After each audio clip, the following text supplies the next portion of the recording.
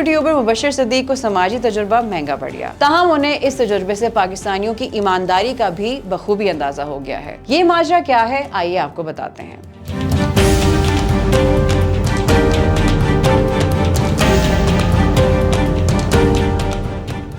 मुबश्शिर सिद्दीक ने समाजी राब्ते के प्लेटफॉर्म फेसबुक पर अपनी एक वीडियो शेयर की है, जिसमें वो बता रहे हैं कि वो पहले भी एक दुकान लगा चुके हैं और अब वो 2 दुकानें लगाएंगे जिनमें कोई दुकानदार मौजूद नहीं होगा। उन्होंने बताया कि एक दुकान में लोग अपनी ईमानदारी से खरीदारी करेंगे, जबकि दूसरी दुकान में लिख कर लगा दिया जाएगा कि कैमरे की आंख आपको देख रही है। मुबश्शिर सिद्दीक ने अपने मंसूबे के मुताबिक 2 रेड़ियां ली और हर रेड़ी पर 13 किलो आम फरोख्त के लिए लगाए। उन्हें फी किलो आम 170 रुपए में पड़ा, जबकि कस्टमर्स के लिए उन्होंने रियायती कीमत 150 रुपए फी किलो रखी। एक रेडी पर लिखकर लगाया गया है, दुकानदार मौजूद नहीं, खुद तोले और पैसे गले में डालें, कैमरे की आंख आपको देख रही है। दूसरी रेडी पर लिखकर लगाया, दुकानदार मौजूद नहीं, अल्लाह देख रहा है, खुद तोलें और पैसे गले में डालें। उन्होंने पहले इस रेडी का रुख किया जिस पर उन्होंने लिखकर लगाया था, कैमरे की आंख आपको देख रही है। इस रेडी पर अब कुछ आम ही बाकी रह गए थे। आम की मिकदार और रेट के हिसाब से इस रेडी के कैश बॉक्स में 19,500 रुपए मिलने चाहिए थे, मगर मुबश्शिर सिद्दीक ने